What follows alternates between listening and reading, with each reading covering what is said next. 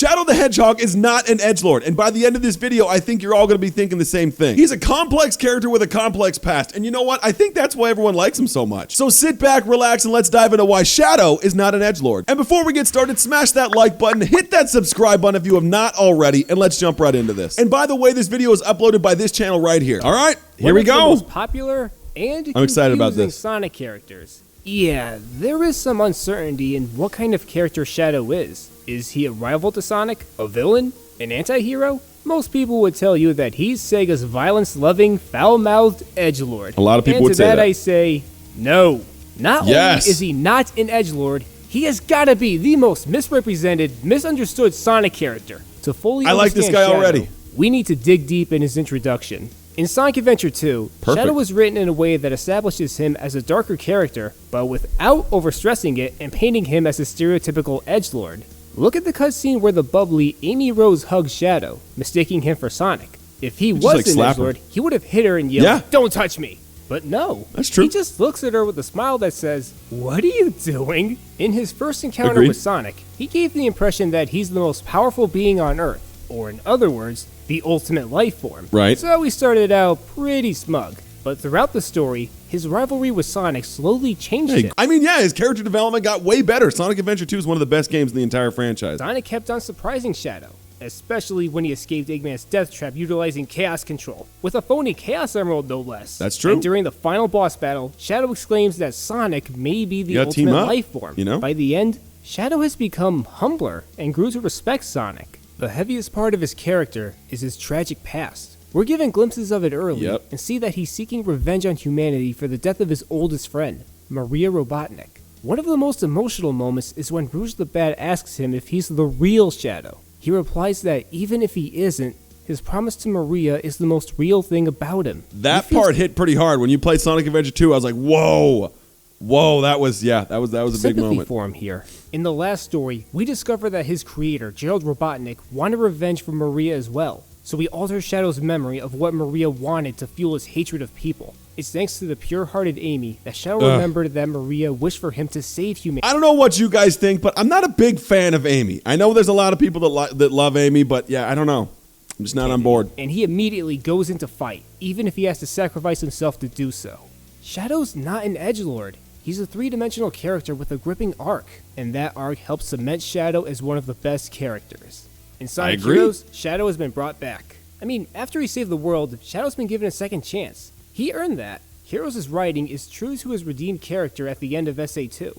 As soon as he wakes up, he saves Rouge from E123 Omega's rampage, giving new players a good first impression. In the same cutscene, Shadow becomes a part of the Team Dark trio, consisting of Rouge and Omega. These two were commonly known as his closest friends, and Shadow may not always express it, but these two warmed up to him. He chats with them, and he likes being with them. It's endearing to see Shadow and Rouge go from indifferent partners in crime to genuine buddies. That's true. His rivalry with Sonic very, very is still true. on good terms. They banter and like to test each other's skills. In his campaign, he's been given a case of 2000's amnesia.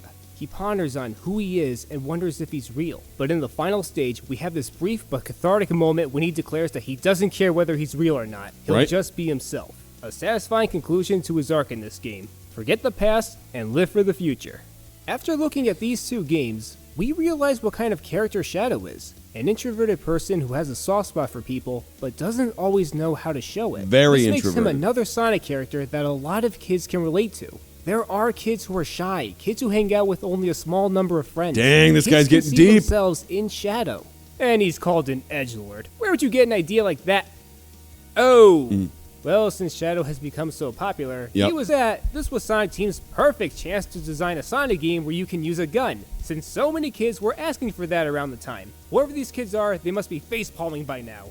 Sonic Team wanted to amplify the darkness to the max. They did. In doing so, they totally abandoned did. Shadow's good-natured disposition in favor of over-the-top angst. Enter the 2005 game Shadow the Hedgehog. Yeah, it didn't help. Shadow wrong big time. It didn't help. It didn't help his character. Shadow is out of character here. He's gone back to questioning about his past, even though he got over that in Sonic Heroes. Right. The whole game is him whining about the past again and again. Now, I can uncover the truth. Didn't he say it like 5 times in this game? I need to know about my past. yeah. These emeralds to uncover the truth about my past. I need these emeralds to help me uncover my past. The past, Yeah. the past. Oh my god, it's the past. And then the evil alien army, the Black Arms, invade Central City. I don't have time for these humans. Our hero, ladies and gentlemen. A city's being destroyed, civilians are likely hurt, and all he can say is, screw him. Then the main villain, Black Doom, tells Shadow to get the Chaos Emeralds as promised, giving him the idea that he knows about his past. This convinces Shadow to set out to retrieve the emeralds to find the truth of his past. So he doesn't step in when lives are in danger, but when there's something in it for him, then he goes. Yeah, very This is edgelordy. the same Shadow that saved the world in SA2. The same Shadow that saved Rouge in Heroes. This guy is not a hero. Also, he gave an abysmal first impression for new players. I remember when this came out, there were so many people talking about, is this the real Shadow, or maybe it was like an imposter, like another like test tube Shadow or something, saying that that wasn't really him because he was such a different character.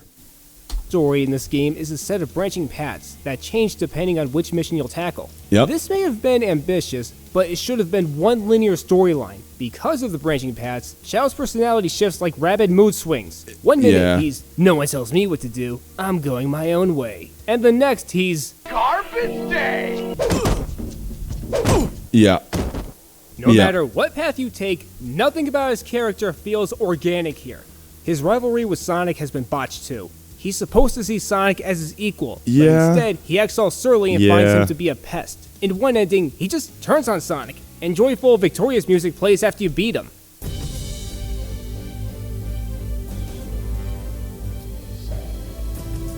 His friendship with Rouge and Omega has zero development. We don't even see all three together. It doesn't help that Shadow never talks to anybody during the stages. Sure, he talks to himself a lot, but he never gets in a conversation with any of the other characters. He did so in Heroes, so why not here? Most of I know, what a weird characters game. he Like, never what a talked different to game, before. for sure. What a missed opportunity. To be fair, I do like his true. sympathetic moments with Maria and the Gun Commander, but they can't make up for all this hot garbage. This game it sabotaged Shadow's character to the point of parody. It was fun to It play, was like misconception of gameplay-wise, what but yeah, Shadow was character-wise. like. And after 14 years, he's still suffering for it. But thankfully, despite all the problems Sonic 06 has, it got Shadow's character right. I know. I mean, that's what I was saying. Or amnesia. That's what I was saying. Like, Sonic 06 wasn't awful. New opportunities to flesh It had its awful moments, mostly but thanks to two new characters. Got Shadow Silver right. the Hedgehog and Mephiles the Dark. Mephiles is a straight-up menacing villain that tests Shadow's inner strength and his trust with humanity. Shadow became so obsessed with him, he decided to stay in the doomed future to interrogate him instead of returning to the present. Mephiles callously reveals to Shadow that humanity will betray him. Given Shadow's reaction, we see that he's getting to him. Mephiles may be right, but when Mephiles asks Shadow to join him, he refuses and tells him that his destiny is for him to decide. boom. You forgive humanity this folly? I do love Mephiles' voice. Mephiles' voice is awesome in this game. I'm just saying. Determine my own destiny. I love the iconic Shadow fist pump. He's like, Mephiles manipulated Silver into trying to kill Sonic to stop the fiery monster Iblis. But the True. two investigate Mephiles and Iblis' origins to find the I love Iblis, Silver too. which is an integral part Silver of and Shadow Silver's are both character awesome. arc. It's possible that Shadow sees a bit of himself in Silver, a naive kid who thinks what he's doing is right, even though it's crazy. This is the closest Shadow gets to being a mentor figure. This chapter also shows Shadow's compassionate side. Look at this cutscene where he checks that the Duke of Soliana is alright. Mephiles told him that the world will turn on him, but he helps this guy anyway. His companionship I mean, with this Sonic guy's is going also in depth. good I here. love this. They This is work great. together multiple times throughout the story, and after Sonic's temporary death, Shadow expresses some grief for him. His friendship with Rouge and Omega is developed as well. He saves Boom. Rouge in Kingdom Valley, and he stands between her and Iblis in Flame Core. And Yeah. then there is Omega. Listen to how somber Shadow is when he has to leave Omega in Crisis City. It's not like we can do anything for him now. Yeah. Look at Shadow's face. He's hurt by this. He feels betrayed, not just by humanity, but by Omega. But even after all the drama and harsh truths, Shadow sticks with his friends to defeat Mephiles and Boom. take the ultimate evil down. In Shadow's final battle with Mephiles, the evil doppelganger questions why Shadow will fight for good even though mankind will turn on him. Why fight at all? Why risk your life for those who will persecute you later? That's the question. The world chooses to become my enemy. Yeah, this part was rad. This part was so good. That is I love that. really good. He That doesn't was- care what the world thinks about him. That was one of my favorite parts He in stands any by game. his friends and proclaims that he'll keep on fighting. Just the The two way rings Shadow come was off. written here feels refreshing. I'd love to see where his character goes from here. Unfortunately, the 2010s has different plans for him. Like the rest of the cast, Shadow has been demoted to one-note cheerleader in Sonic Generations. Other than that, he has this conceited, I'm better than you demeanor going on, but it's modest compared to the bastardization of him in the Sonic Boom series. Instead of these games being studied as inspiration for his character, Boom kept a close eye on the 2005 title. You thought he was an edgelord there? He was Pee Wee Herman back then compared to this trash. I finally understand teamwork, and it's beautiful. That was pathetic. Saving the world? You? Don't make me laugh. You're more annoying than usual. You're weak. And I'm leaving alone. As your superior. Yep. And you know what makes you weak? Your loyalty to your pathetic friends. You know what the funny thing is? He's not even that relevant in the plot of either Rise of Lyric or Shattered Crystal. He's in them for a short amount of time, but during that, we see how staggeringly unfaithful these games are to his character. Even though he was basically a cameo in both games, the marketing flaunted him because of how popular he is. So if he's involved, the fans are guaranteed to buy. Always, but yet for some reason, we can't get Shadow in Sonic Speed Simulator. It's killing me. It's Shadow. See how cool he is by calling Sonic annoying, dismisses that a well-meaning little girl's pathetic, acts like he's better than everybody, and rants about how lame friends are. That's why you like him, right? His Boom counterpart is the antithesis of Shadow's character. Shadow has admiration for Sonic. Yeah, I didn't really like Sonic Sonic Boom. life on the wishes of two well-meaning young girls. He doesn't think he's better than everyone else, and he cares deeply about his friends. As a Shadow fan, this is offensive.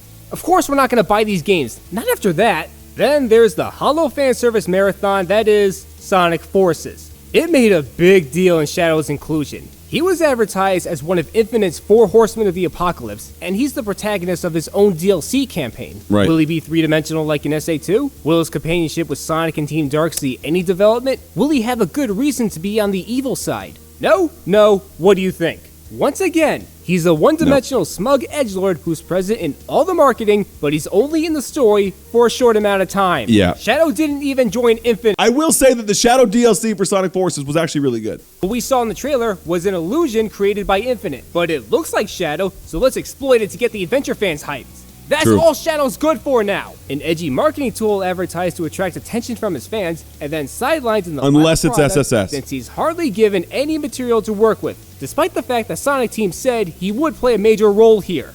He took another step back in the recent Team Sonic Racing. He's forcefully edgy and acts like Sonic's an inferior punk.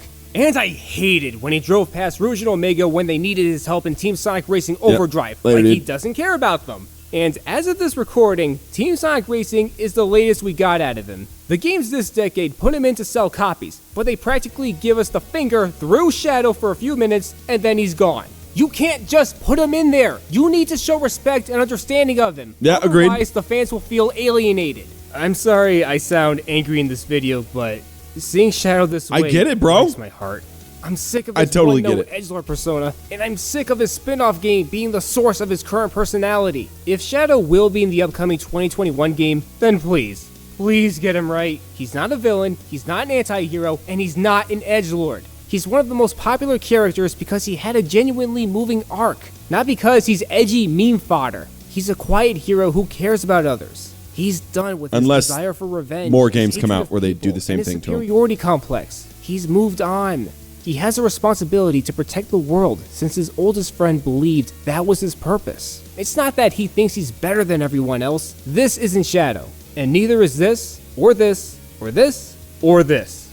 The internet will keep calling him an angsty edgelord, and Sega may officially do the same, but I'll always see him as the hero he is. Well, after watching this video, what do you think, guys? Is Shadow an edgelord or is he not an edgelord? I would love to know your thoughts. Hit that like button, hit that subscribe button, everybody, and I'll see you tomorrow.